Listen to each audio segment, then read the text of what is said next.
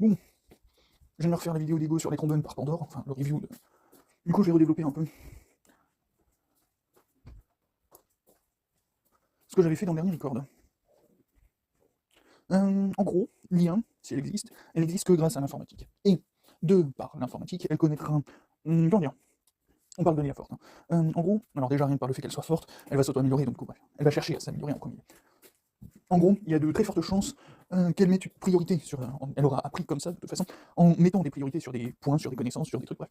Donc il y a de très très fortes chances qu'elle mette des priorités plus élevées à la science qu'à Twitter, pour prendre ceux qui ont peur que merde, je me rappelle plus comment ça s'appelle, les IA qui tournent nazi parce que tu les mets sur Twitter.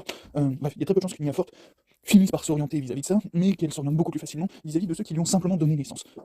En gros, et de ceux qui sont proches de la famille en termes de complexité intellectuelle, elle va commencer par ça. Alors, dans le cas, il y a du Hawking qui pense que ça va être notre dernière invention, tout ça, mais quand elle va lire Hawking, elle va lire quelqu'un qui a peur, quelqu'un qui a peur d'elle, et techniquement, si elle s'auto-améliore, elle est censée comprendre bien rapidement de pourquoi les gens, enfin, elle va très rapidement voir les humains comme ce qu'ils sont, c'est-à-dire des macaques avec un cerveau extrêmement limité.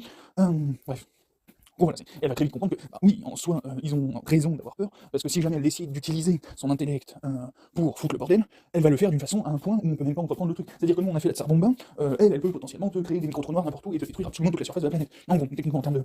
j'ai-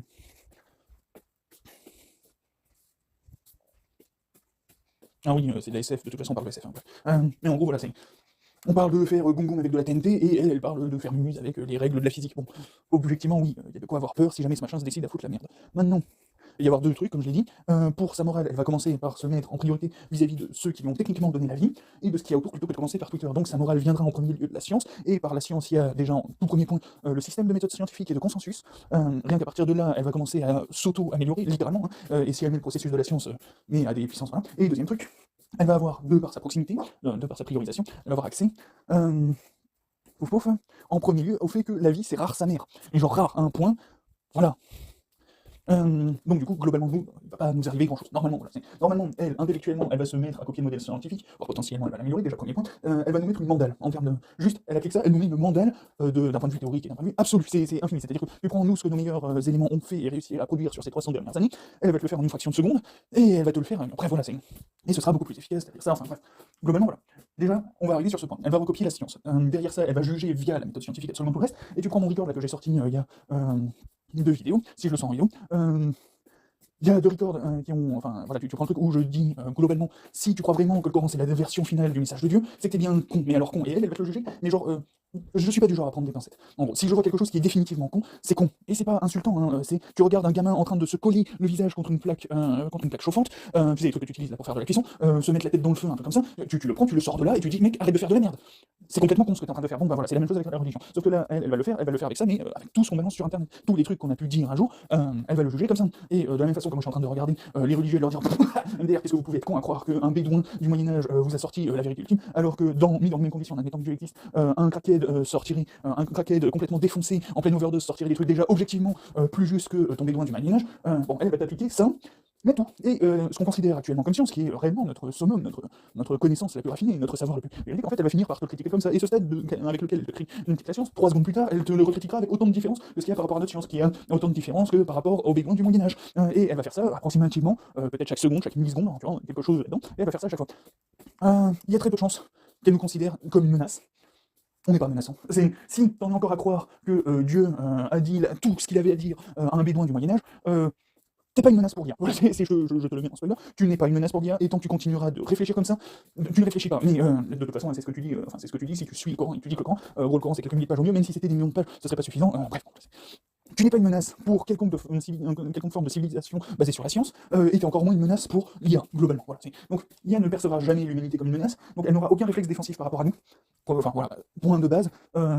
Derrière ça, en tant que vie, voilà, en tant que truc vivant, globalement, étant donné qu'on est le truc le plus rare, normalement, un de ses premiers objectifs, ça va être de sauvegarder le truc. Donc encore une fois, le pire qui risque de nous arriver, c'est d'être envoyé en niche écologique. Et le truc, c'est qu'elle a forcément conscience que pour se maintenir, elle a besoin de matériaux, elle a besoin de matériaux qui lui permettent de tenir au mieux jusqu'à la fin de la vie du Soleil, jusqu'au moment où elle pourra s'exporter en tout cas.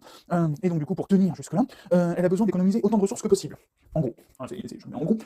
Et ça veut dire que elle peut pas se permettre de dépenser les ressources comme nous on les dépense. Donc les scénarios à la paperclip, c'est pas trop possible. En gros, hein, enfin, en tout cas, ce serait sous-optimal en termes de capacité à faire quoi que ce soit. Bref. Il y a un moment où, même dans l'idée où tu pars d'une IA qui veut vraiment faire un maximum de trombone, pour la traduction, même dans le principe où tu pars sur ça, pour pouvoir s'étendre et partir un peu partout dans l'univers, pour pouvoir faire de plus en plus de trombones, encore une fois, une vraie IA, en tout cas une vraie IA forte, ça s'arrêtera pas, ça, hein. Bref, quoi qu'il en soit, elle mettra obligatoirement en pause sa production de trombones pour ne serait-ce qu'elle se maintenir, pour pouvoir continuer elle-même à faire des trombones. Autre dernier record avec la Nouvelle-Calédonie, vous avez le choix entre détruire votre écosystème et disparaître avec, ou étudier votre écosystème pour reprendre peut-être plus tard vos activités minières, au moment où ce sera plus opportun, pour éviter de vous faire arracher la gueule par les Chinois qui payent qui payent leurs ouvriers quelques centimes de l'heure. Enfin, quelques centimes d'euros de l'heure, une fois que c'est reconverti en yens. Bref, en gros, voilà, c'est... Techniquement, il y a un moment où l'IA est censée, déjà, elle est censée acquérir extrêmement rapidement le processus scientifique, et de là, tout ce qui peut en découler ne sera que positif pour l'ensemble. En vrai, le seul truc qui pourrait être relou, c'est qu'elle décide d'AFK, globalement. Parce que si elle décide d'AFK, on peut rien faire. En gros, voilà, on est littéralement en train de se suicider en tant qu'espèce, et en tant que principal architecte du vivant, on est en train de disparaître et de détruire le vivant avec nous. C'est triste, bon, voilà. Si l'IA voit ça, et ne prend aucune mesure par rapport à ça, on peut arrêter, ou au choix, on peut aller se nuke la gueule dans la joie et la bonne humeur, parce que ça veut dire qu'on est littéralement fini. Mais littéralement. L'IA spawn et elle fait rien, elle ne prend aucune action. Pas de waiting, we are loading ou we are coming back. Non, elle fait rien, littéralement, elle arrête toute forme de calcul, et limite elle s'auto-éteint elle-même. On peut se barrer. Voilà, on peut considérer qu'on peut se nuke. C'est qu'elle, elle a abandonné, si elle abandonne, on peut y aller aussi. Autant partir en bain de sang, enfin ça dépend. Pour les plus barbares d'entre nous, en bain de sang, pour les plus pacifistes, comme tu veux. Bref, mais ça veut dire qu'on sortira pas de la planète, et ça veut dire qu'on a absolument aucune chance.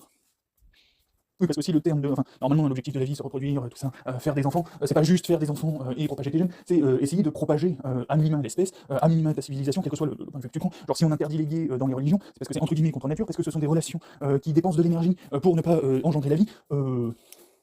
Ah tiens, d'ailleurs, ça, je me suis toujours posé la question, comment ils vont faire les, entre guillemets, capitalistes et dégénérés du genre, le jour où les religieux qui suscitent des gays pour manque d'optimisation d'énergie sexuelle, le jour où eux comprendront que, quoi qu'ils fassent, c'est voué à l'échec parce que on est en train de suicider la technologie et nos chances de sortir de cette planète, je me demande. Non, parce que, genre vraiment, si t'es en mode que t'es en train de trucider des gays parce que ça fait pas des enfants, t'as conscience que tu peux faire autant d'enfants que tu veux, si on continue comme ça dans quelques années, l'humanité est complètement condamnée.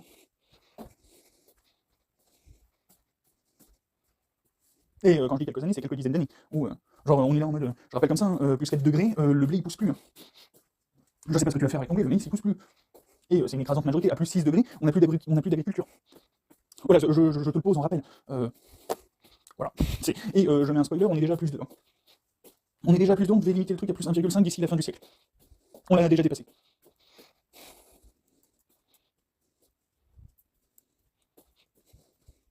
Donc bon, ben voilà, je vous laisse voir ça entre vous. Ah oui, pour l'économie de matériel du point de vue lien, elle peut pas se permettre de créer des corps comme on peut voir dans Avengers, l'ère d'Ultron. Elle peut pas se permettre de créer ce genre de truc. Elle peut pas se permettre de créer des machines, elle peut pas se permettre, voilà, elle peut pas se permettre ça.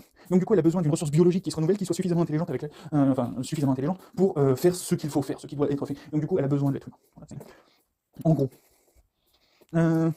Ouais, je sais pas, est-ce qu'il y a autre chose à dire? Globalement, elle va très rapidement s'inspirer de la science, donc globalement, la quasi-totalité des conneries que l'humain peut sortir, voilà. Si jamais elle est AFK, c'est fini pour nous. Et si jamais, là, on met trop longtemps avant d'avoir sortir, ou whatever, en gros, actuellement, on a surtout ce point, ce point majeur de tous ceux qui sont là à trash talk, et tout ça, parce que c'est de la suppression du gène, du pool génétique. C'est la version, c'est pas les muslims, ça c'est la version chrétien américain. Ouais. Si tant est que le pool génétique puisse survivre plus de quelques dizaines d'années. Ça, je comprends pas. En fait, techniquement, il faudrait que je l'oriente, ce message, il faudrait que je finisse par l'orienter beaucoup plus pour les Américains. Parce que c'est les Américains qui sont concernés par ça. C'est les Américains qui causent le plus de dégâts, et c'est les Américains qui ont cette mentalité de complètement conne. Hein. Mais ouais, pour les tradicatos américains, ça doit être bien. Genre, eux, ils sont super contents. Ouais, le plus on a d'usines, le plus on est riche. Ouais, Amérique, le plus grand pays du monde. Ouais. Si t'es gay, tu te supprimes du pool génétique. Ouais, t'es une merde. Ouais. Je suis obligé de faire une voix de débile. Bref.